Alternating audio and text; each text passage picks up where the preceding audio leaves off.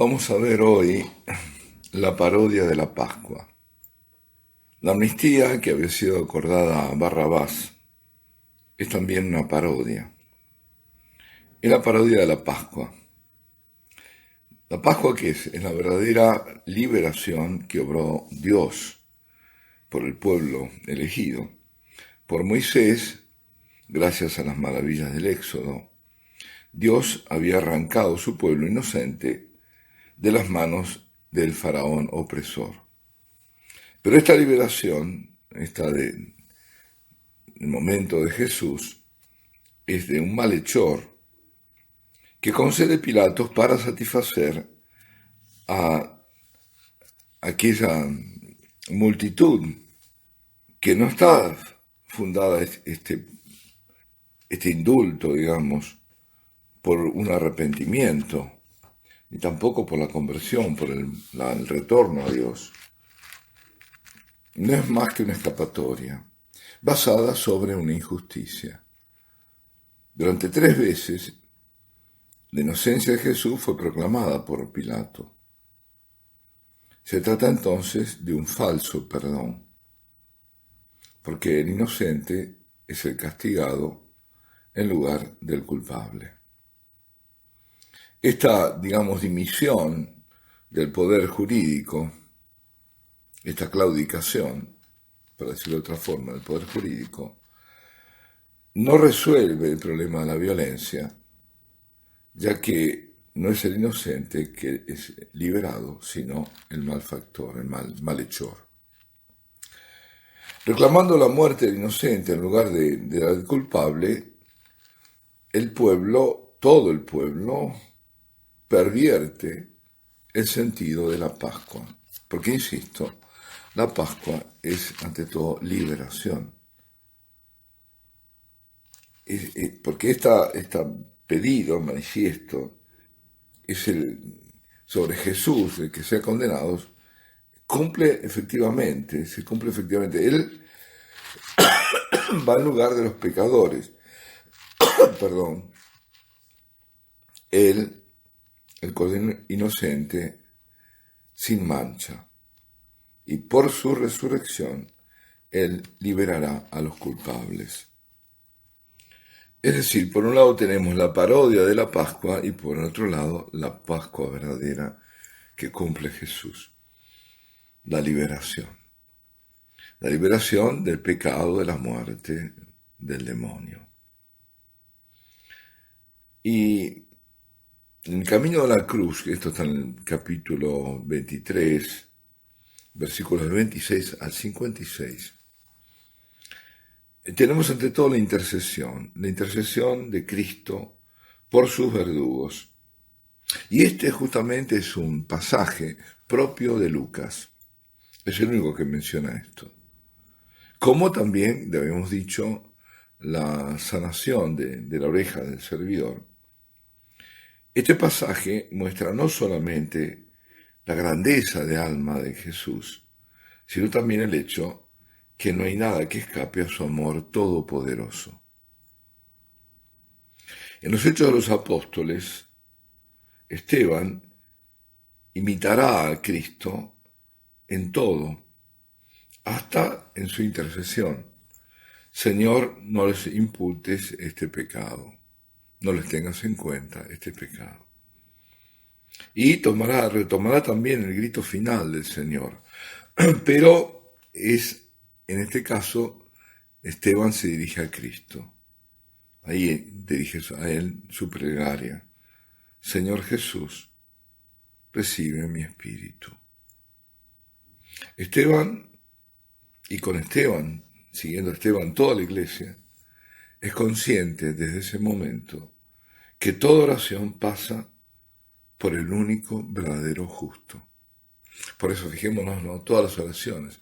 Al Padre en el Espíritu por Jesucristo nuestro Señor. Y en ese magnífico acto de perdón del Señor, Jesús revela su realeza de amor. Es decir, el reino del amor. Es el reino de Cristo. Y una vez más, Lucas se une a Juan porque la cumbre, digamos, de la pasión en los dos evangelios es la proclamación de Jesús como rey. En el centro de todo esto se encuentra justamente el escrito que proclama la dignidad del crucificado. Este es el rey de los judíos. Está puesto por encima del crucificado. Y si los jefes se mofan de Jesús y vuelven en burla, llamándolo el Cristo de Dios y el rey de los judíos, si el primer ladrón lo llama también Cristo para mofarse de él, el buen ladrón, por lo contrario, reconoce toda su dignidad y le suplica que lo admita en su reino. Y se volverá él el primer súbdito. Sí, el primer súbdito de ese reino. En el último episodio de la Pasión, que también es típico de Lucas, una vez más, el ladrón confiesa ante todo su propia culpabilidad. Para nosotros, dice, es justo lo que nos está ocurriendo porque pagamos por nuestros hechos, por nuestros actos. Pero luego él afirma la inocencia de Jesús, pero él dice, no he hecho nada malo. Finalmente, llama al Señor por su nombre, Jesús. Jesús significa Dios salva, Yeshua. Yeshua es Dios salva. Justamente a propósito, ¿no?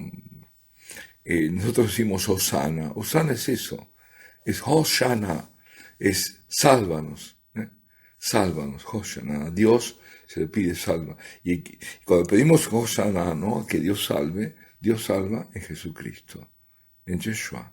Dios salva, eso significa Jesús.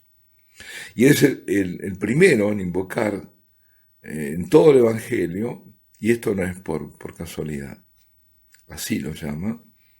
Lucas dirá después en los Hechos de los Apóstoles cuál es el valor divino de este nombre. Y Pedro lo confesará delante del Sanedrín. Qué maravilla, el primer papa, con lo que deberían hacer, y lo que tienen que hacer, lo que hacen los papas verdaderos, todos los papas, proclamar que solo Cristo es el Señor. No hay bajo el cielo ningún otro nombre dado a los hombres por el cual nosotros podamos ser o debamos ser salvados. Hechos 4:12, Pedro, primer papa, proclamando que el único Salvador es Jesucristo. Y lo digo con toda la intención.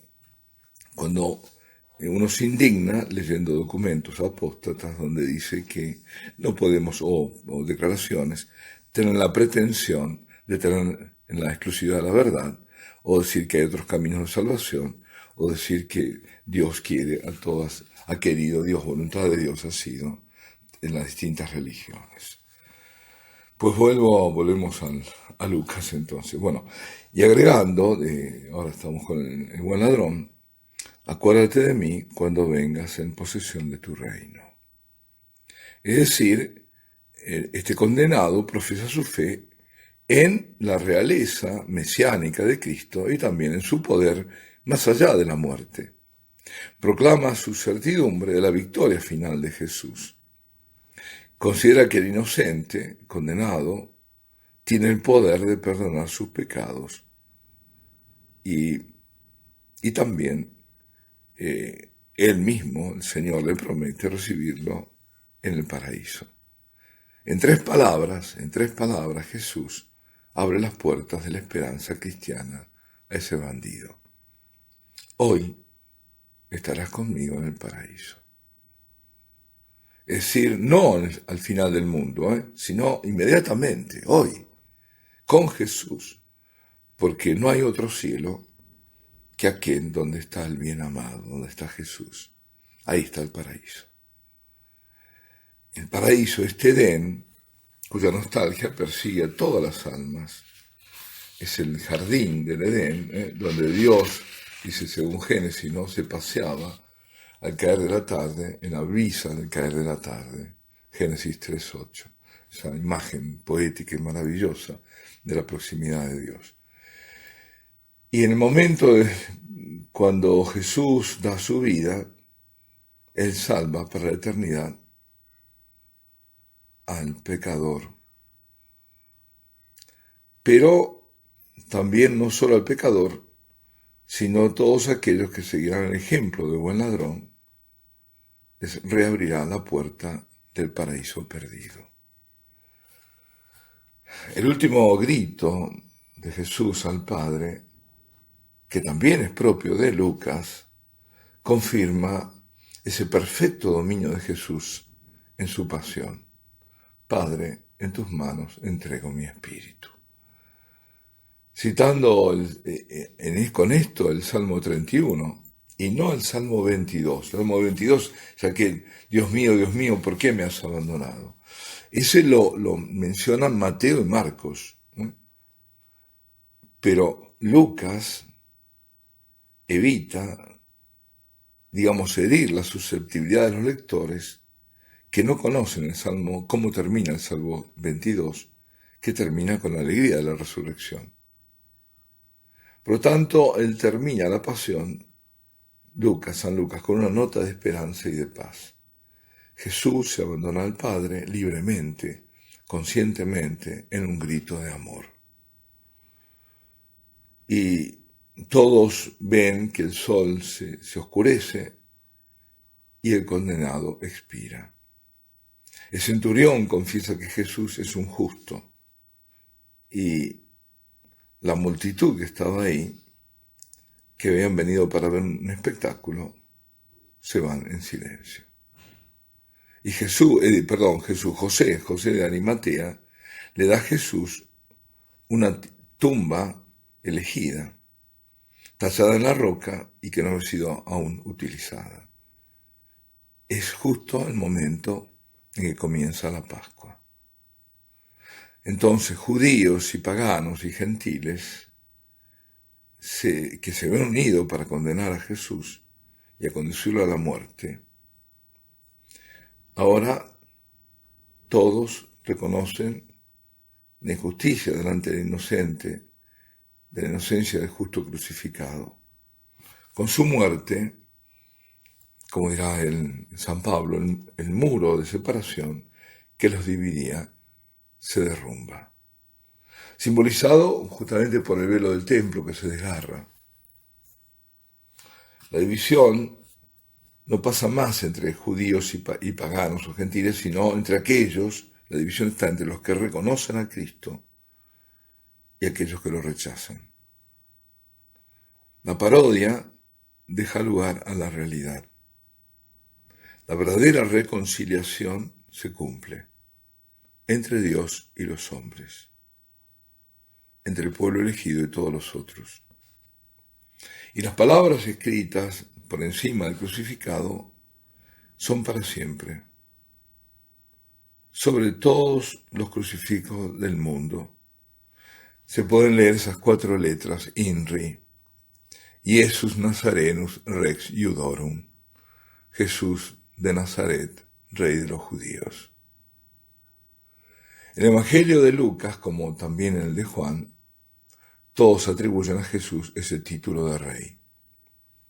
Poncio Pilato, que no ve en ese título ningún motivo de condenación. Herodes, que lo reviste de un hábito real. Los judíos, por despecho. Los soldados romanos, para burlarse. Y los 2 malhechores, cada uno a su manera. Uno llamándole Cristo, el otro implorando entrar en su reino. Para terminar, José de Arimatea, miembro del consejo, hombre derecho, justo, le da un sepulcro real. Es entonces que Jesús muere como rey, ofreciéndose por sus súbditos. Alabado sea Jesucristo, sea por siempre bendito y alabado.